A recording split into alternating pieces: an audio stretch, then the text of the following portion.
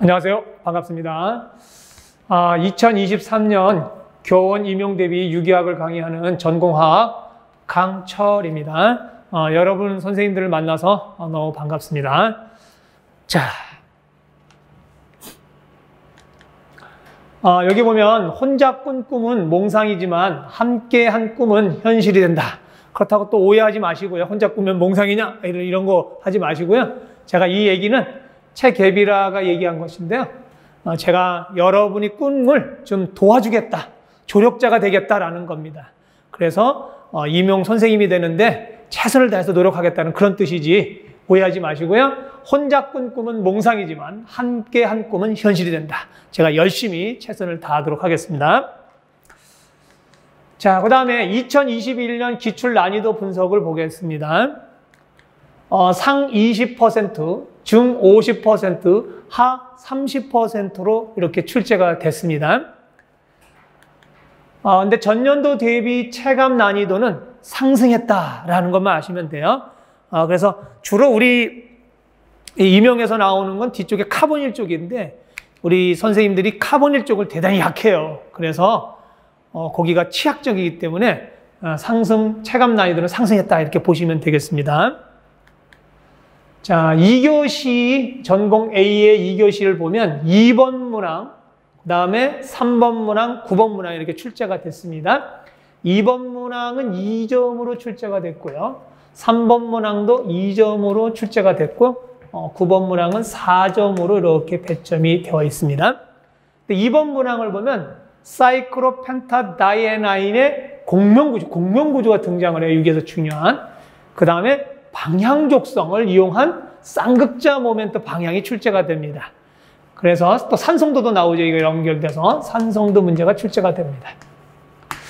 그래서 이런 문제가 출제가 됐고요. 그 다음에 IR하고 NMR이 출제가 됐고 9번 문항에서는 에나민 반응. 우리 이 에나민 되게 중요해요.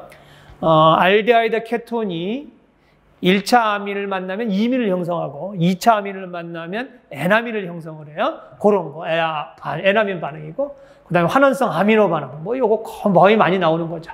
그 다음에 분자의 친전자성 방향적 취한 반응인 EAS가 등장을 합니다. 이렇게 출제가 됐습니다. 자, 3교시에는요. 전공학 B를 보면 8번 문항이 4점짜리가 출제됐고요. 그 다음에 9번 문항이 이제 4점짜리 이렇게 출제가 됐습니다.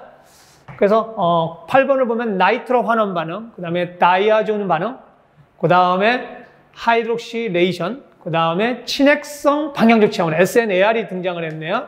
학생들이 가장 많이 어려워하는 SNAR, 그 다음에 프리드크래프트 알킬레이션이 등장을 했습니다. 그 다음에 분자 안의 크라이슨 축합 반응 이렇게 출제가 됐어요. 그래서 이렇게 보면 학생들이 좀 난이도를 어려워하는 그쪽을 좀 많이 냈다 이렇게 보시면 되겠습니다. 자, 그러면 6위는 반응 메커니즘 암기 및 이해에 대해서 해야 돼요. 근데 먼저 암기하는 게 중요한 게 아니라 이해를 먼저 하셔야 돼요. 이해를 하고 그 다음에 암기하고 1번이 이해가 1번이고요. 그 다음에 암기를 하고 그 다음에 문제에 적응하는 연습을 해야 돼요. 그래서 어떤 내용이 출제됐구나 이거를 판단하시면 되겠습니다. 자, 그러면은 임용 유기화학에서 시험이 많이 출제되는 중요 단어는 뭐냐? 알켄하고 알카인. 그 다음 할로겐 알킬. 이건 저는 RX라고 합니다. 자, 그 다음에 방향족 화합물. 아까도 등장했지만 방향족 화합물은 상당히 어렵거든요. 유기에서 중요하고. 그 다음에 컨주게이션. 이거 대단히 중요한 내용입니다. 이 내용. 그 다음에 입체화. 그 다음에 에나닌 반응. 그 다음에 미셸 반응. 그 다음에 알파, 베타, 불포화 카보니를 통해서 그 다음에 반응이 중요하기 때문에 이것도 출제가 많이 돼요. 중요한 단원이고. 그 다음에 분광학에서는 NMR이 주로 많이 출제가 됩니다. 다른 것도 있어요. 그러나 이런 것이 많이 출제되는 영역이다. 이렇게 보시면 되겠습니다. 자, 유기화학을 잘 하려면 어떻게 해야 되냐? 첫 번째, 흐름을 있어요. 그래서 작년에 봤던 문제를 보면 그 다음 연도에 뭐가 나오겠구나 라는 흐름이 있어요. 그리고 그 세대의 흐름이 있어요. 그래서 흐름 유기, 그 다음에 논리를 세워야 돼요. 유기는 왜 이런가라는 원인을 좀 알고 있어야 됩니다. 그 다음에 정확히 이해를 해야 됩니다. 개념을 정확히 이해하고 이렇게 접근하시면 되겠습니다. 그래서 유기화학은 흐름과 논리를 이해하는 거다. 이렇게 생각하시면 되겠습니다. 자, 이제 1장으로 들어갈 겁니다. 1장은 구조와 결합이에요. 그런데 이 1장은 출제가 영역에서 거의 안 돼요. 그러네 유기에서 이 1장이 대단히 중요한 역할을 합니다. 요거를 못하기 때문에 유기에 친하지 않고 잘 어려워한다는 거예요. 그래서 1단원을 되게 잘해야 됩니다. 구조와 결합을. 요것이 유기의 아주 기초적인 내용이에요. 그래서 저는 여기를 대단히 강조합니다. 이쪽 영역을 잘하면 뒤에는 날아다닐 수 있어요. 아까 얘기했던 카본이 에나민 그냥 날아다닐 수 있어요. 걱정하지 마시고 저를 믿고 따라오시길 바라겠습니다. 자, 그러면 1단원을 보겠습니다. 이제부터 1단원은 구조와 결합에 대한 이야기를 하고 있고요.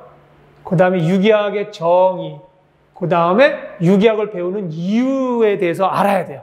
도대체 유기학을 도대체 왜 하는 거야? 이 어려운 학문을. 그 이유를 좀 알고 있어야 됩니다.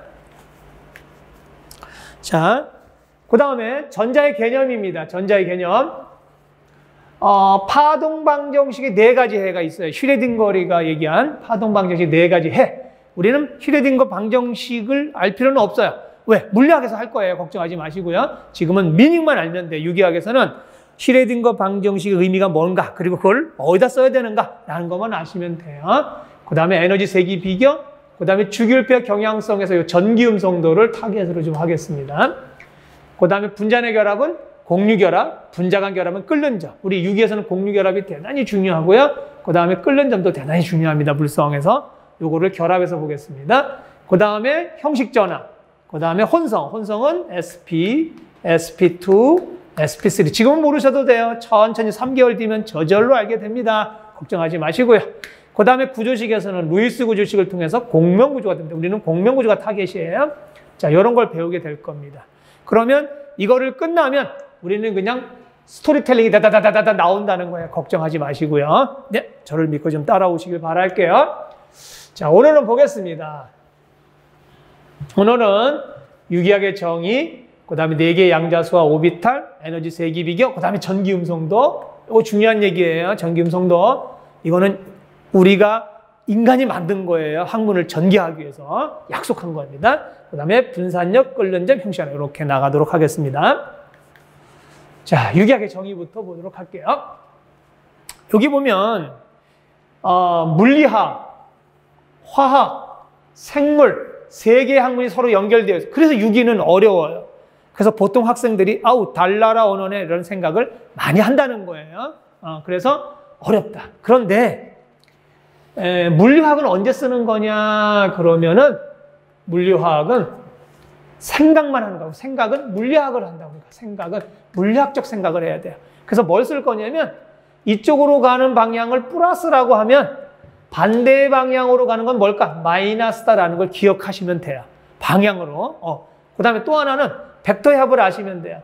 이쪽으로 이렇게 간다 그러면 평행사변형법에 의해서 이렇게 벡터의 합이 이렇게 생긴다라는 것만 기억하면 돼요. 이 2가지는 할 수 있죠. 우리 이 정도만 기억하시면 돼요. 그 다음에 우리는 유기하기 때문에 화학을 다루는 거예요. 그 다음에 또 생물은 뭐냐면 유기학이 뭘 할 거냐면 부작용을 어떻게 하면 억제하는가를 배우는 거거든요. 그래서 우리 생물에 대해서도 알아야 돼요. 몸에 대해서도. 그래서 이 약으로 자주 사용하기 때문에 그렇습니다. 물론 약으로만 쓰는 건 아니에요. 유기학이. 예. 자, 이렇게 되겠다. 그래서 서로 연결되어 있다는 거예요. 그 중에서 화학이 제일 중심이 되는 거예요. 그러나 생각은 물리적 생각을 해달라는 얘기가 되겠습니다. 자, 그러면 이제 볼게요. 이분은 프리드리 벨러라는 분이에요. 이분은 독일 분이에요. 독일의 화학자인데 이분이 주로 기여한 거는 구조 이성질체라고 배울 거예요. 요 구조 이성질체에 관해서 연구하신 분이에요. 독일 사람입니다. 자, 근데 이분이 뭔 실험을 했냐면 이런 걸 했어요. 이것도 실험한 게 아니고 얼떨결에 만든 겁니다. 얼떨결에. 자, 얼떨결에 뭘 만들었냐면 요게 무기물이에요. 요거는 유기물이에요. 근데 벨러라는 분이 가열을 했어요. 히팅을 했다는 거야. 가열을 해봤더니 무기물이 유기물이 돼버리네요. 히팅을 했더니 무기물이 무슨 물이 돼요? 유기물이 돼버려요. 근데 그 전까지 학자들은 유기화학이야 뭐야 그러면 유기물에서 유기물을 만드는 거야. 그게 유기화학이었어요. 그래서 우리가 예를 들어서 화상을 입었다. 그러면 어떤 쪽에 살을 떼다가 거기다 붙여야 돼. 그러면 날 수 있다. 주로 엉덩이 살을 많이 붙이죠. 네. 그런데 벨러라는 분이 얼떨결에 무기물을 가열을 했더니 유기물이 되어버리다는 거예요. 그때부터 이제 유기화학의 혁명이 등장하기 시작하는 거예요. 그래서 뭐라고 나왔냐면 이렇게 정의를 했어요. 무기물에도 탄소가 있네? 유기물에도 탄소가 있네? 그래서 뭐라고 정의하냐? 유기화학은 무슨 중심? 탄소를 중심으로 하는 학문이야 라는 게 유기학의 정의예요. 그래서 탄소가 중요하다는 뜻이에요. 자, 그러면 왜 탄소가 유기학에서 중요한가? 그러면 여기 보니까 탄소 원자는 다른 원자들 사이에 서로 결합해서 긴 사슬과 고리 등을 만들어. 그러니까 탄소수를 줄일 수 있다. 이 얘기가 뭐냐면 탄소수를 조절할 수 있다. 탄소 개수를 조절할 수 있다. 그러니까 탄소 개수를 마음대로 늘렸다 줄였다 내 마음대로 한다는 거예요. 그래서 탄소가 6개짜리야. 뭐 6개짜리. 근데 내가 5개로 만들 수 있어. 뭐 4개로 만들 수 있어. 이걸 내 마음대로 할 수 있다는 거예요. 혁명이에요, 혁명. 그 약품도 내 마음대로 만들 수 있다는 거예요. 그게 탄소입니다. 그러면 탄소에 대해서 한번 볼게요. 자, 주기율표입니다. 우리가 주기율표에서 기억할 게 있어요. 약속이니까 약속을 좀 지켜주셔야 돼요. 이렇게 밑으로 가는 걸 족이라 그래요, 족. 그래서 여기를 1족, 이걸 2족, 여기를 3족, 4족, 5족, 6족, 7족, 8족 이렇게 한단 말이죠. 그 다음 이쪽으로 이렇게 갈게요. 이렇게 가는 걸 주기라 그래요. 주기, 피어리드. 이 족은 패밀리입니다. 이렇게. 그러면 보셔요. 이 패밀리는 우리 가족이잖아요. 가족은 성격이 거의 비슷해요? 안 비슷해요? 물론 차이가 있어요. 그러나 외부에서 보면 취향도 거의 비슷하단 말이죠. 먹는 음식도 거의 비슷하고. 그래서 이 패밀리들은, 이 족들은 거의 화학적 성질이 같다라는 거야. 전자 움직임이. 이해되셨죠? 그래서 패밀리라고 쓴 거예요. 자, 두 번째는 이제 족하고 주기는 알았고요. 두 번째는 여기를 주족 원소라고 할게요. 주족. 여기도 주족 원소라고 할게요. 주족. 주족 원소. 여기를 전이 원소라고 할게요. 자, 전이 원소는 뭐냐 그러면은 이거는 무기화학에서 이용하는 거예요. 무기 쪽에서. 우리 유기는 요쪽을 영역을 지을 거예요. 요쪽을 쓸 거예요. 요쪽에서도 누구? 그러면은 요 계통이 되겠습니다.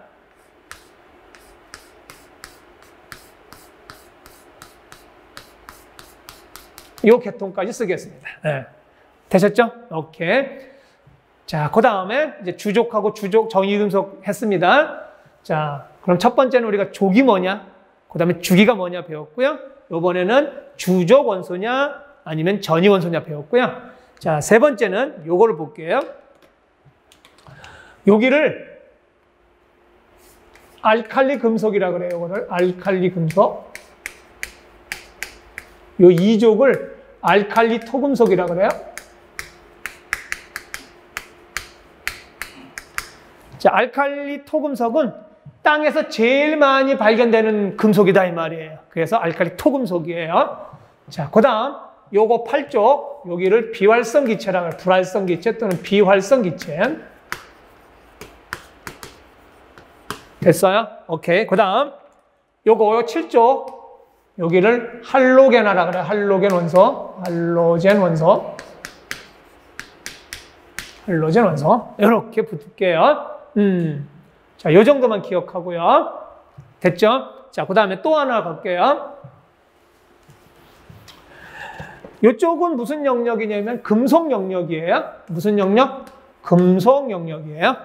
그 다음에 여기 준금속이지만, 이게 준금속이지만 그냥 우리가 쓰는 것만 볼게요. 자주 쓰는 거. 이렇게. 이쪽 영역을 우리가 그냥 비금속이라고 합시다. 비금속. 비금속. 준금속은요, 이런 얘기예요. 겉모양은 금속이에요.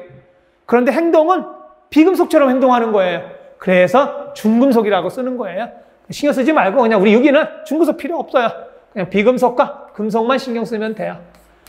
이해되셨죠? 이렇게 영역을 나눠주면 되겠습니다. 자, 그러면 제가 이렇게 나눠놨어요. 이 영역을 한번 나눠볼게요. 여기를 이제 금속 영역이라고 했어요. 여기를 이제 비금속 영역이라고 했어요. 지금 얘기하는 건 주기율표에서 이런 얘기를 하는 거예요. 여기는 금속이야, 여기는 비금속이야, 이런 얘기예요. 네. 여기는 비금속. 요거 기억해둬야 돼요. 비금속, 요거는 금속. 요렇게 볼게요. 됐습니까? 오케이. 자, 그러면은, 자, 금속은 하고 비금속이 있어요. 자, 누가 보관하기 쉬워요? 금속이 보관하기 쉬워요? 비금속이 보관하기 쉬워요? 예를 들면, 흙이야, 흙. 이거는 금이야. 나트륨 같은 거. 누가 더 보관하기 쉬워요? 그렇죠. 비금속이 보관하기 쉬워요. 금속은 보관하기 어려워요.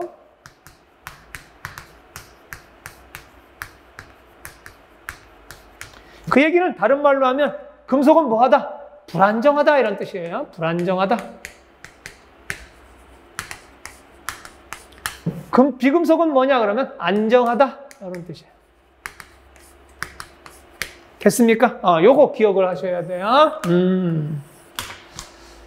그러면은 비금속은 매우 안정하구나라는 거예요. 그 중에서 탄소가 어디에 속해 있어요? 탄소가? 이 탄소? 비금속에 속해 있더라라는 거예요. 그래서 안정한 영역이다. 안정 중에서도 최고로 안정한 거예요. 요런 붕소, 탄소, 질소, 산소, 플로로보단 요 탄소가 제일 안정한 거예요. 그래서 탄소 중심 화물이 6이라는 거예요. 자, 여기까지는 이해되셨죠? 자, 그러면 제가 요렇게 스토리를 볼 거예요. 지금 설명한 것 중에서 요쪽은 금속 영역이야. 요쪽은 비금속 영역이야. 그 다음에 요거는 알카리 금속, 요거는 알카리 토금속. 그 다음에 여기는 할로젠 비활성 기체, 요거는 할로젠 원소 이렇게 했어요. 그거 기억하고 여기는 1족, 2족. 요거는 1주기, 2주기, 3주기, 4주기, 5주기 이렇게 나간다는 거예요. 자, 그 다음에 중요한 얘기가 하나가 있어요.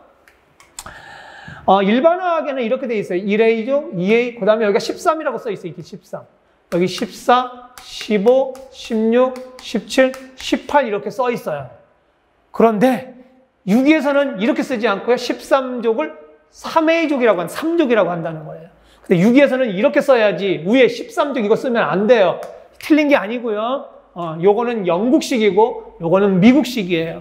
그래서 누가 더 힘이 세냐면 미국이 힘이 세다 그랬어요. 그래서 미국으로 간다는 거예요. 처음에는 유럽에서 시작했지만 미국이 지배하기 시작했다 이 말이에요. 그래서 이렇게 된다. 그래서 요걸 기억해야 돼요. 3족, 이게 3족이에요. 3족. 이게 4족, 요게 5족, 요게 6족, 이게 7족, 요게 8족. 이렇게 기억해둬야 돼요. 일반학에서 이게 0족이라고 한단 말이야. 근데 6에서는 그냥 8족이라고 하시면 돼요. 다시 한번. 여기는 1A족, 2A족, 3A족, 4A족, 5A족, 6A족, 7A족, 8A족. 이해되셨죠? 오케이. 자, 이제 탄소에 대해서 배웠고요. 주기율표에 대해서 이제 요 정도만 하시고요. 기억하실 거. 그러면 유기학을 배우는 이유는 뭐냐 그러면 분자를 이해하는 거예요. 유기학은 원자를 이해하는 것이 아니라 덩어리를 이해하는 거예요. 분자가 어떤 행동을 하는가 이해하고 약의 효능 및 약의 부작용을 어떻게 하면 억제할 수 있을까. 그래서 약학과에서만 쓰는 게 아니고 의학계에서만 쓰는 게 아니라 응용화학에서는 다 쓸 수 있는 거예요. 유기학은. 그래서 분자를 이해하는 거다라는 거 조심해 주시고요. 아셨죠? 유기학은 분자를 이해하는 겁니다. 자, 그러면 이제 스토리를 한번 하려고 그래요. 제가 이해하기를 하는 거는, 우리가 A라는 약을 만들었잖아요. 예를 들어서 A라는 제품을 만들었는데, 약을 만들었는데, 어느 날은 먹을 때 효과가 빠른데, 어느 날은 효과가 덜할 때가 있어요. 그때는 뭐냐면 이 전자 움직임 때문에 그래요. 예. 전자 움직임이 같은 날 만들어도 달라요. 예.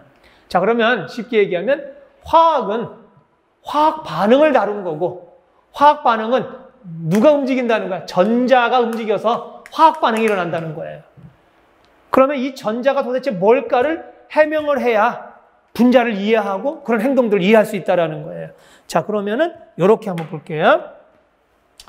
전자를 이해하는데 옛날 사람들이 이해하는 고전적 관점이 있고요. 요즘 사람들이 이해하는 양자역학적 관점이 있어요. 양자역학적 관점이 있어요.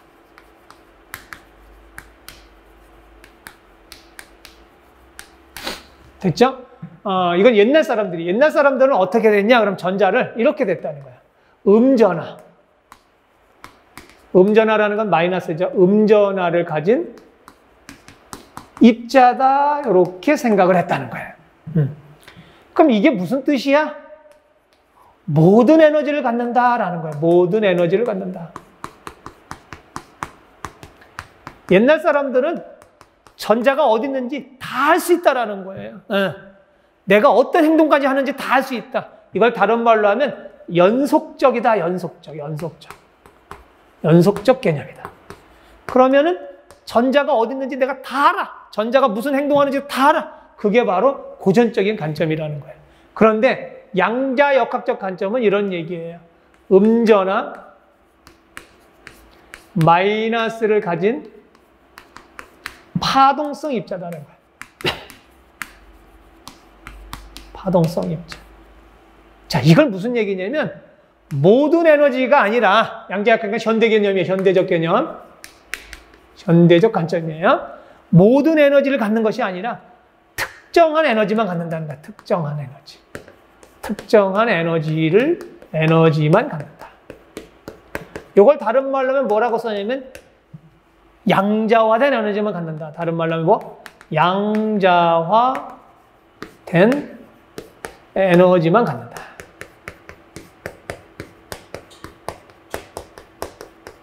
특정한 에너지만 갖는다. 양자화된 에너지만 갖는다. 이런 뜻이에요. 자, 그래서 우리가 이걸 보면 이게 핵이야. 그러면 우리가 이렇게 그리잖아. 이렇게 전자들을 궤도를 이렇게 그린단 말이야. 그러면 요거는 전자 발견 확률이 적다는 거고 여긴 전자 발견 확률이 엄청 많은 거예요. 그래서 이렇게 불연속이라는 거야. 불연속. 특정한 에너지만 갖는다는 거야. 이 개념만. 그걸 다르게 풀면 이렇게 되겠습니다. 불연속적 개념이다. 무슨 적 개념? 불연속적 개념이다. 불연속적 개념을 다른 말로 하면 확률적 개념이다. 이런 뜻이에요. 확률적 개념이다. 우리가 확률적 개념이다. 됐어요? 그러면 우리가 이제는 전자가 어디가 많은지 알 수 있다는 거예요. 어떻게 아냐면 와이파이 같은 거 터질 때 봐봐요. 한쪽은 잘 터지고 한쪽은 안 터져. 그러면 확률적으로 전자 잘 터지고 와이파이가 잘 터지는 곳은 확률적으로 전자 밀도가 높은 곳이야. 그래서 이제부터는 확률적 개념이 등장한다. 무슨 적 개념?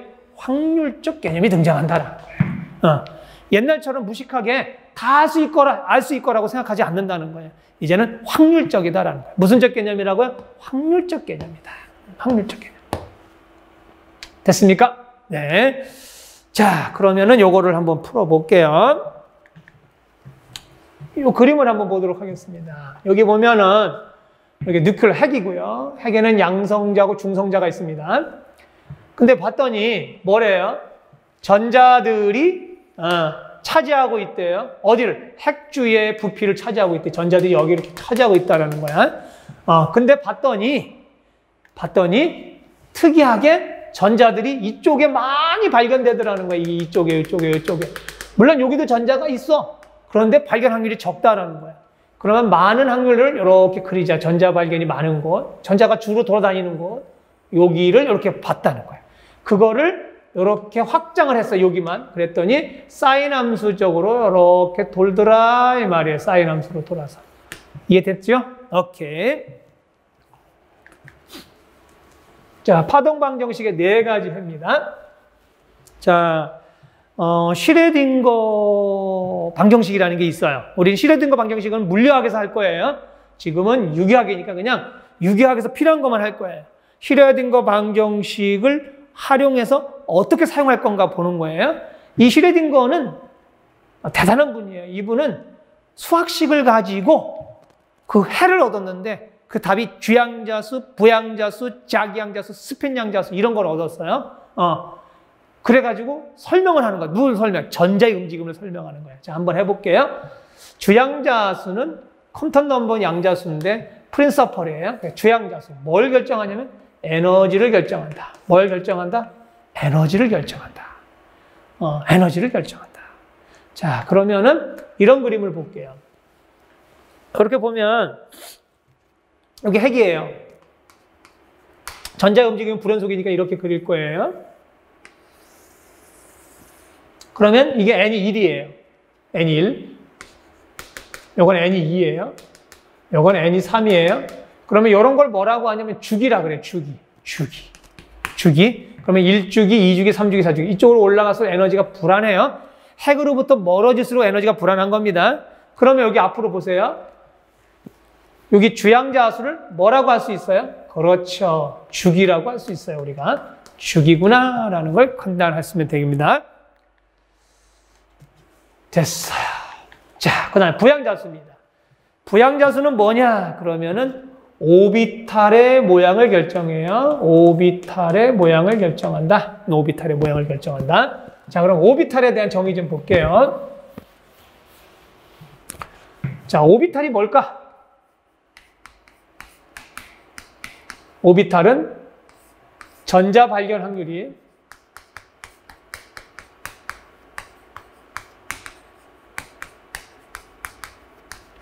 90% 이상인 곳입니다. 이것을 오비탈이라고 그래요. 그러니까 주로 전자가 머무르는 곳이죠. 그거를 오비탈이라고 한다는 거야. 자, 근데 그림을 잘 보셔야 돼요. 여기 딱 봤더니 S오비탈이 있고요. P오비탈이 있고요. D오비탈이 있어요. 근데 S오비탈은 원 모양을 이루고 있어요. 원 모양.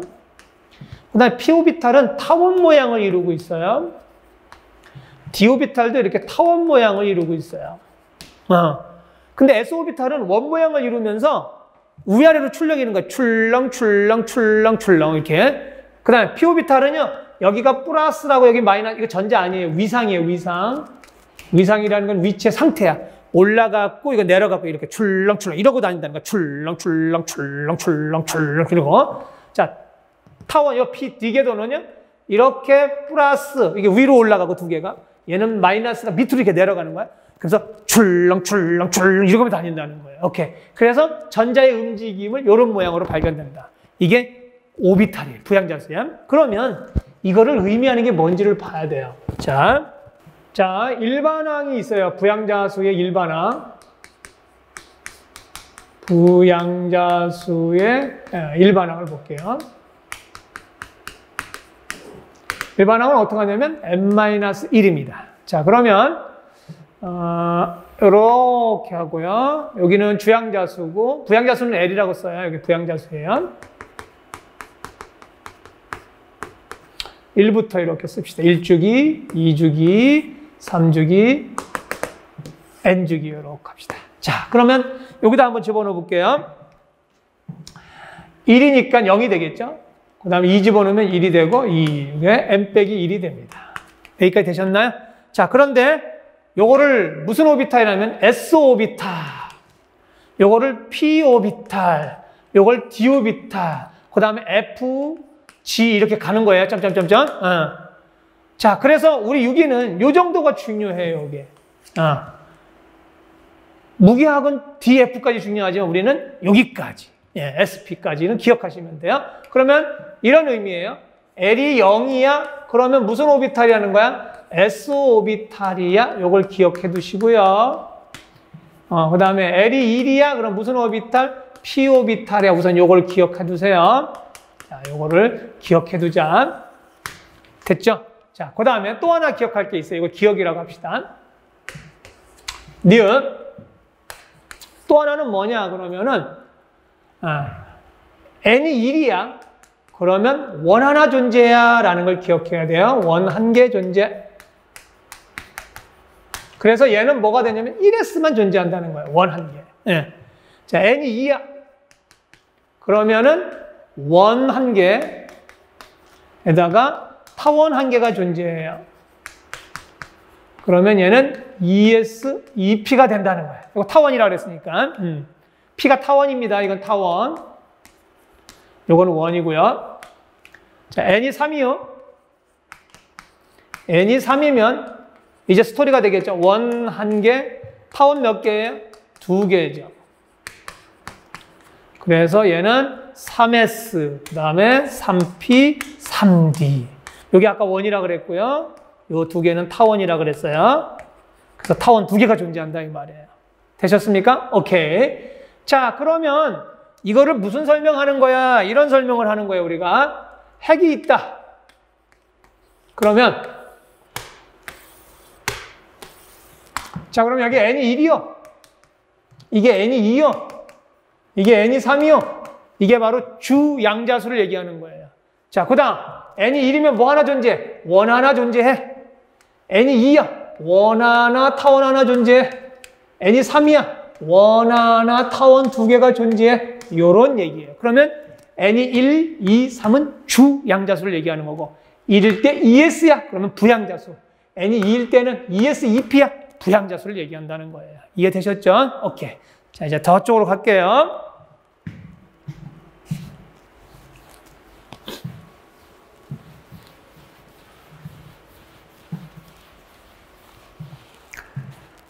자, 이제는 자기양자수를 보겠습니다.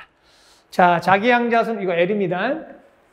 마그네틱 퀀텀 넘버입니다. 얘는 전자의 개수를 알 수 있다. 자, 우리 일반화학 같은 데서는 이 자기양자수를 방향이라고 배울 거예요.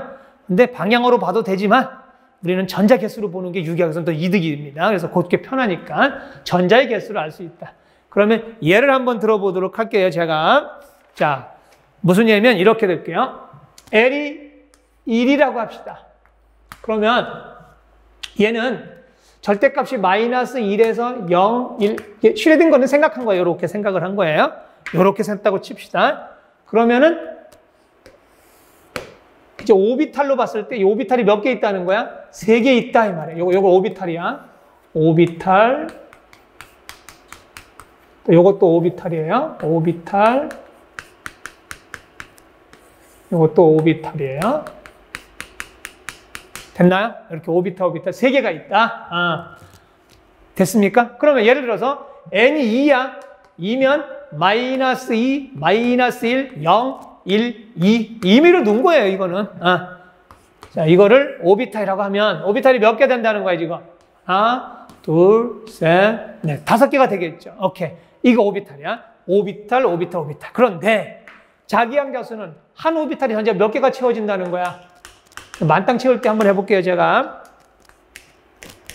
자, 한 오비탈에 몇 개씩? 2개씩 채워진단 말이야. 2개, 2개. 2개, 2개. 그럼 전체 몇 개 채울 수 있어요? 그렇죠. 6개 채울 수 있어요. 여기는 몇 개 채울 수 있어요? 10개 채울 수 있어요. 요게 바로 자기양자수예요. 됐죠? 그러면 다음 그림을 한번 잘 보셔요.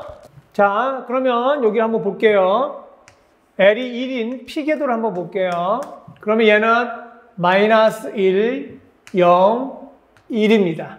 그러면 이 오비탈로 이렇게 본다면 오비탈이 몇 개 있다는 거예요? 3개 있다는 거예요. 오케이. 그쵸? 오케이. 근데 여기를 PX, 요걸 PX, 여기를 PY, 여기를 PZ 이렇게 놓자는 거예요. 그러면 이게 무슨 얘기냐면 전자가 얘는 X축으로 출렁출렁 이렇게 하는 거고 얘는 Y축으로 출렁출렁 얘는 G축으로 이렇게 출렁출렁 한다는 거예요. 됐습니까? 오케이. 그래서 이렇게 3가지로 나온다라는 거예요. 자, 그래서 일반화학 같은 경우에서는 요 자기양자수를 방향으로 한다는 거예요. X방향이냐, Y방향, G방향이냐. 그러나 유기에서는 그것보다는 전자 개수로 얘는 6개까지 채울 수 있구나 라는 것이 중요한 개념이 되겠습니다. 자, 그러면 자, 다음을 한번 볼게요. 자, 얘는 보면 n이 1이에요. n이 2예요. 요건 n이 3이에요. 이게 주양자수가 되겠습니다. 그러면 아까 부양자수는 n이 1이면 원 하나 존재한다 그랬어요. 1s. n이 2면 원 하나, 타원 하나 존재한다 그랬어요. n이 3이에요. 그러면 원 하나, 타원 2개가 이렇게 존재한다 그랬어요. 여기까지 쓸 수 있나요? 오케이. 자, 그 다음에 자기양자수는 이런 얘기예요. s-오비탈은 전자 몇 개까지 채울 수 있다? 2개까지 채울 수 있다. 2개. 오케이. s-오비탈은 전자 2개, p-오비탈은 전자 6개까지 채울 수 있다. 8개가 채워지는구나.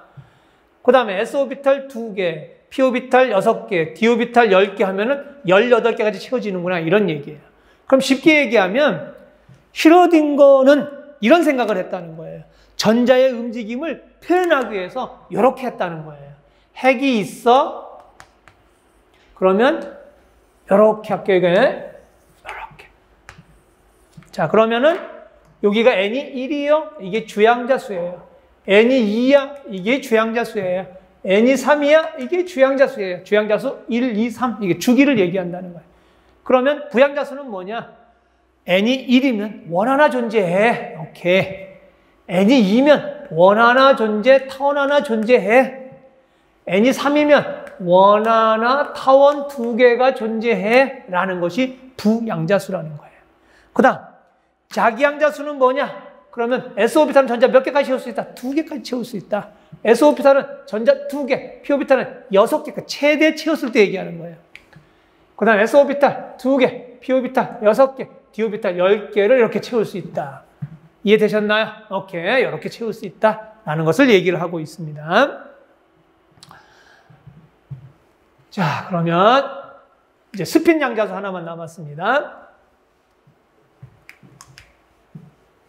자, 스핀 양자수는 이런 얘기예요. 요거는 슈로딩거리 제자가 그냥 심심해서 논문에 하나 딱 올려놓은 거예요. 같이 이름을. 자, 이 슈로딩거는 뭐냐? 이거 스핀 양자수는 스핀 퀀텀 넘버는 이런 얘기예요. 우리가 전자를 오비탈이라고 봅시다. s-오비탈이라고 합시다.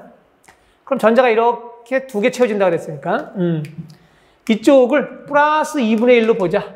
그럼 이쪽을 마이너스 2분의 1로 보는 거예요. 그러니까 예를 들어서 이렇게 플러스 2분의 1이라면 이쪽 방향은 뭐가 되는 거예요? 마이너스 2분의 1이 되는 거죠. 이렇게 전자의 움직임이 다르다는 거예요. 그 얘기는 회전이 달라. 오른쪽으로 돌 거냐, 왼쪽으로 돌 거냐가 다르다는 거예요. 이해되셨죠? 오케이. 자, 그런 모양이 되겠습니다. 자, 그래서 스핀 양자수까지 끝났습니다. 자, 그러면 요 슈로딩거 얘기한 걸 우리가 써야 돼요. 뭘 얘기하냐면 다시 n이 1이야. 그럼 원 하나. n이 2요. 그럼 원 하나, 타원 하나. n이 3이요. 그럼 원 하나, 타원 2개. 이렇게 얘기한다는 거예요. 그 다음. 쏘리. 자, 그 다음에는 s-오비탈은 전자 몇 개까지 채울 수 있어? 2개까지 채울 수 있어. 얘도 2개. p-오비탈은 6개. 2개. p-오비탈은 6개. d-오비탈은 10개. 이렇게 채울 수 있다는 겁니다. 자, 그러면 이거는 조금 이따 하고 탄소부터 볼게요. 우리 탄소는 이렇게 볼게요. 여기다 6이라고 이렇게 썼어요. 그러면 우리가 기억할 건 이 6이 뭐냐 그러면은 원자 번호라는 거예요. 원자 번호. 요거는 꼭 기억해야 돼요. 그 다음에 원자 번호를 다른 말로 하면 양성자 개수. 다른 말로 하면 전자 개수예요. 전자 개수. 그럼 탄소는 전자가 몇 개라는 거야? 6개라는 거야. 전자 6개. 전자가 6개야 라는 거야. 탄소는. 그럼 탄소는 전자 6개를 어떻게 채우냐면 1s에 몇 개 채울 수 있다고 그랬죠? 2개 채워요. 그 다음에 2s에 전자 몇 개 채워요? 2개 채워요. 그 다음에 2p예요. 이렇게 p가 3개 있다고 그랬어요. 오비탈이. 그러면 이렇게 하나씩 채운다는 거예요. 이제 훈투기치 그런 거 배울 거예요. 걱정하지 마시고요. 자, 이렇게 채운다 라는 거예요. 오케이. 그래서 다시 한번 열로 보면 이렇게 표현이 된 겁니다. 됐습니까? 네. 자, 그래서 요 탄소 앞에 걸 보면 이렇게 탄소 1S에 2개, 2S에 2개, 2P에 2개 이렇게 채워진다는 얘기입니다. 자, 그러면 이제 에너지 세기를 비교할 거예요. 제가 이걸 왜 얘기하냐면 여기를 보셔요. 여기. 자, 앞에 왜 요거 다음에 이 위에다 얘를 집어넣었지? 얘 다음에 왜 얘를 집어넣었지? 2P를 위에다 썼지? 그거를 알려고 하는 거예요. 자, 에너지 세기는 어떻게 되냐? 이거 접착력이 떨어지네. 자, 요 얘기 하려면은 우선 요거부터 기억을 할까요? 우리가 중성 상태를 한번 해볼게요. 중성. 그러면은 중성일 때 플러스하고 마이너스가 3개 있다고 칩시다. 그냥 쉽게. 그 다음 여기다가 마이너스를 한번 대전시켜 봅시다. 자, 그러면 여러분이 골라야 돼요. A 형태는 마이너스니까 마이너스는 청력일 거야. 이렇게 갈 거야. 플러스는 인력이니까 이렇게 올 거야. 이게 A가 맞을까? 그 다음 아니야. 그게 아니야. 마이너스 대전했을 때 얘기하는 거예요. 아니다. 난 그게 아니다. 플러스는 움직이지 않는다.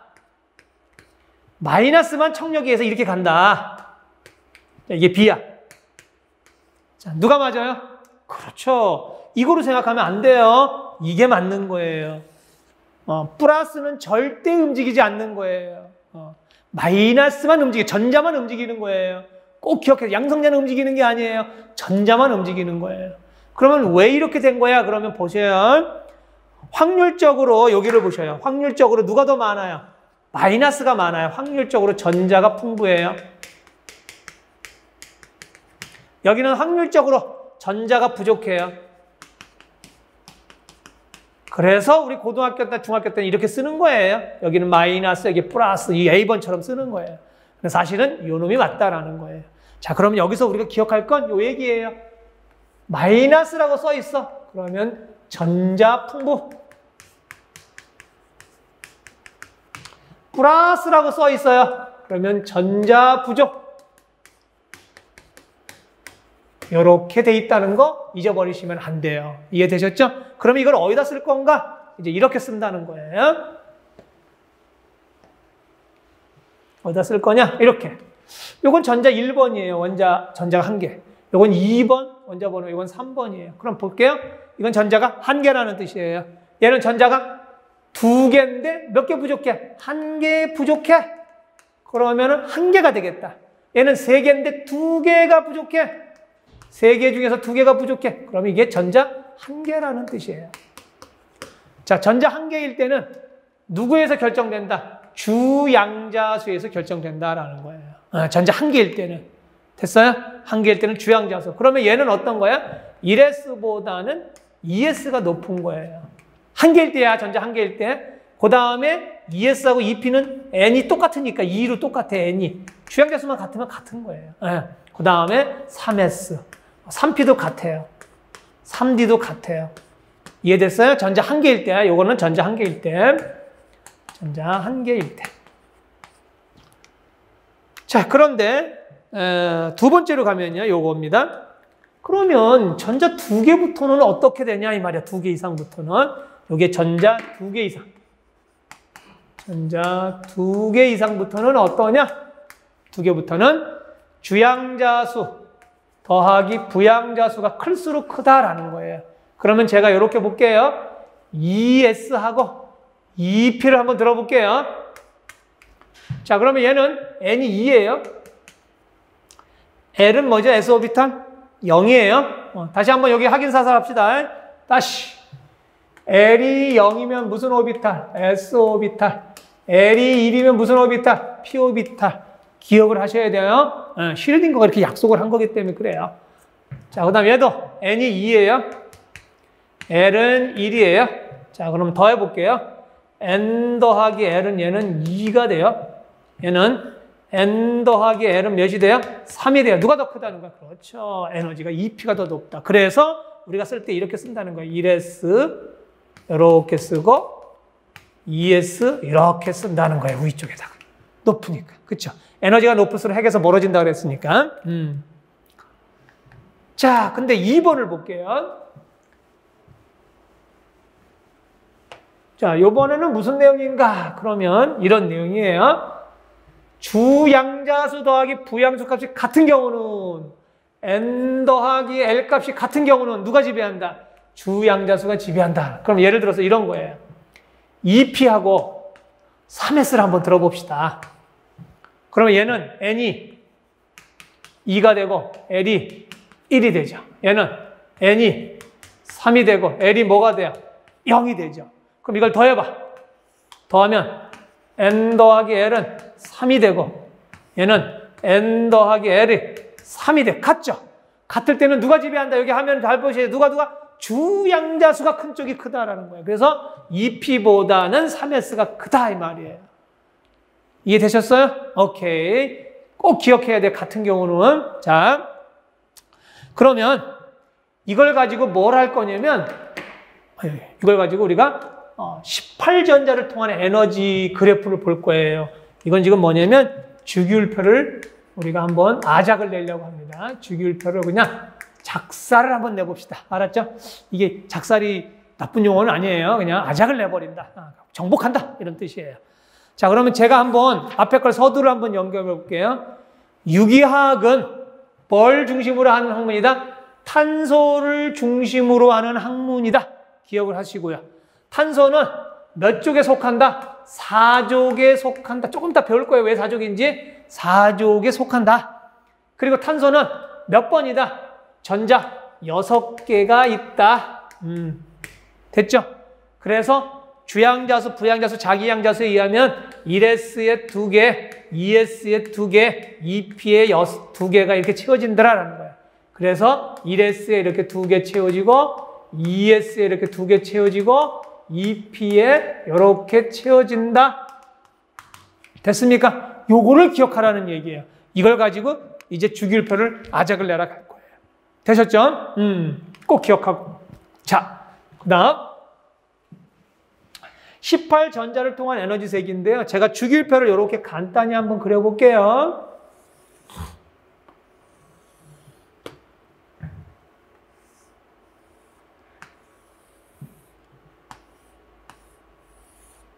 간단히 한번 그려볼게요.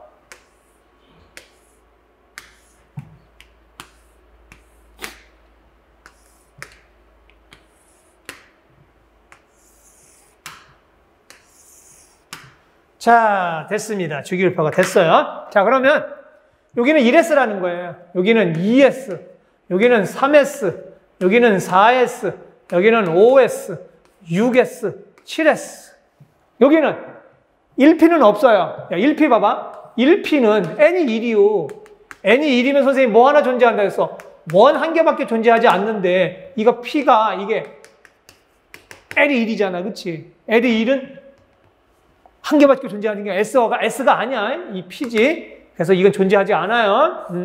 그래서 2P, 3P, 4P, 5P, 6P, 7P 이렇게 되면 되겠습니다. 여러분들이 선생님 된 다음에 학생들한테 이거 가르쳐주면 학생들이 엄청나게 좋아할 거예요. 저런 게 있네 주기율표가. 자, 한번 볼게요. 여기는 3D, 여기는 4D, 여기는 5D, 여기는 6D, 그 다음에 여기는 4F, 5F 이렇게 되는 거예요. 그럼 제가 이걸 왜 얘기했냐면 아까 에너지 세기 위해서 1S가 제일 낮고 그 다음에 누구냐면 2S하고 2P 채우고 이거 순서예요, 순서. 그 다음에 3S, 3P, 그 다음에 4S, 3D 이거 볼 거예요. 4P가 있을까? 4P가 있을까? 자, 이렇게 한번 봅시다. 자, 그러면 요 에너지 세기가 여기 다 들어있다는 거예요. 자, 그러면 한번 볼게요. 여기만 조심하면 돼. 여기가 바뀌었어요, 지금. 3D하고 여기. 왜 바뀌었을까? 원래 우리가 N이 3이면 원 하나, 타원 2개가 돼야 되는데, 그치? 됐어요. 됐는데 에너지 세기가 다르다는 거예요. 요거는 4 더하기 힘을 너무 많이 줘서 분필이 끊어져네. 4 더하기 이게 0이에요. 요거는 3 더하기, 이건 L이 2예요. 2예요. 그러면 얘는 4가 되고 이놈은 5가 돼서 이놈의 에너지가 훨씬 더 높아요. 그래서 에너지적으로 보면은 4S보다는 누가 더 높다는 거예요, 에너지적으로는. 3D가 높아서 이렇게 쓴다는 거예요. 됐어요? 요거 좀 기억 하나 해두시고.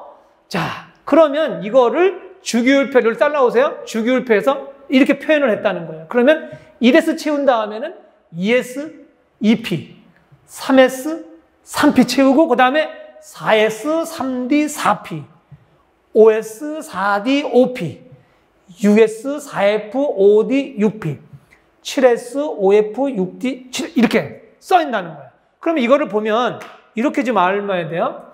여기 제목이 18전자라 그랬어요. 그러면 S오비탈은 전자 몇 개까지 채울 수 있죠? 2개. P오비탈은 전자 몇 개까지 채울 수 있죠? 6개. D오비탈은 전자 몇 개까지 채울 수 있죠? 10개. 그래서 18전자예요. 그래서 주기율표가 이렇게 18개 전자로 탁 통탈되는 거예요. 그러면은 여기가 전자 2개 채울 수 있죠? 그래서 주기율표 한 번만 볼게요. 살짝. 여기를 보셔요. 여기 1쪽, 2쪽 2개 있죠? 여기 S오비탈 영역. 여기 S오비탈 영역이에요. 여기.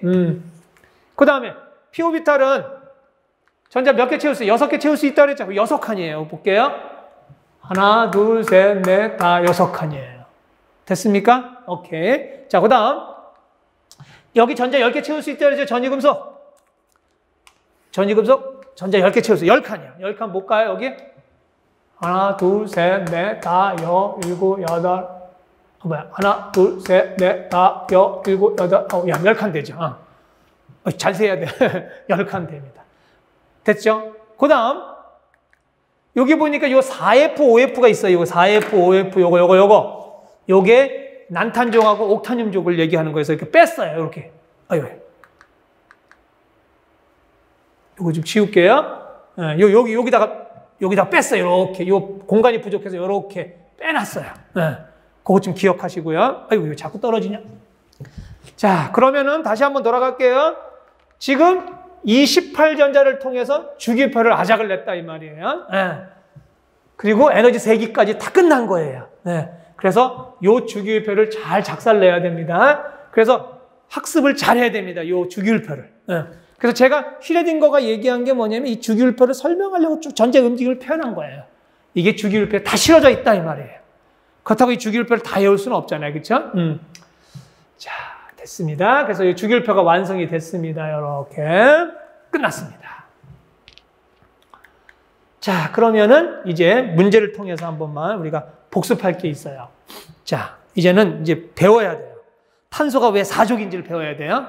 탄소는 왜 사족인가?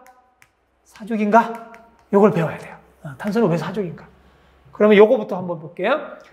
코발트의 체각전자는 몇 개냐? 그러면 요 체각전자의 의미가 뭐냐면 맨 마지막 주양자수에 있는 전자의 개수입니다. 맨 마지막 주양자수에 있는 전자의 개수, 그것이 체각전자예요.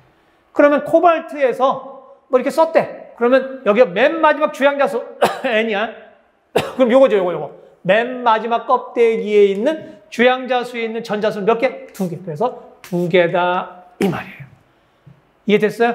요게 의미가 중요한 거예요. 그러면 탄소를 한번 보자는 거야. 우리가 요거만 알면 돼. 이걸 아는 게 아니라 우리는 탄소를 알아야 되는 거야. 탄소는 6번이야. 그러면은 1S에 2개, 전자 6개라는 뜻이니까 2S에 2개, 2P에 이렇게 세울 수 있잖아. 이렇게 할 수 있잖아. 그럴 때 맨 마지막 껍데기, 이게 맨 마지막 껍데기죠. 맨 마지막 껍데기에 있는 전자수는 몇 개야? 하나, 둘, 셋, 넷. 그래서 4개다 이 말이에요. 그래서 족이라는 건 다른 말로 하면 이렇게 화면을 이쪽으로 오세요. 체각전자라는 건 무슨 말이야? 족번호야라는 거야. 족번호야라는 걸 기억해야 돼. 알았죠? 그러면 다시 유기학은 탄소를 중심으로 하는 학문이야. 근데 탄소는 체외곽전자가 몇 개다? 4개더라. 그래서 사족이더라. 그래서 체각전자가 뭐 하는 거냐면 반응에 참여하는 전자거든요. 그래서 이 탄소의 움직임을 봐야 된다 이 말이에요.